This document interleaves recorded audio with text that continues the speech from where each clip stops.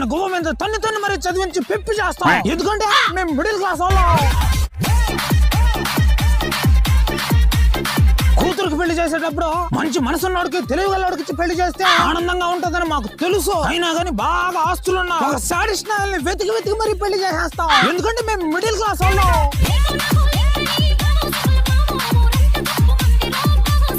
గొప్పలకు పోతే తిప్పలు తప్పని మాకు తెలుసు. అయినా కానీ పక్కన వాళ్ళ ఫ్యామిలీలతో పోల్చుకుని అప్పులు చేసి మరి ఫంక్షన్ వేసి గుడిసిపోతాం. ఎందుకంటే మేము మిడిల్ క్లాస్ వాళ్ళం.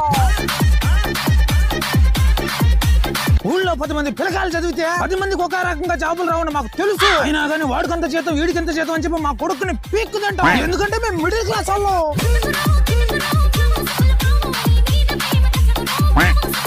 మా చుట్టాలే మమ్మల్ని సంకనాకి ఇస్తున్నారని మాకు తెలుసు. అయినా కానీ ప్రతిసారి వాళ్ళ చేతిలోనే మోసపోతుంటాం. ఎందుకంటే మేము మిడిల్ క్లాస్ వాళ్ళం.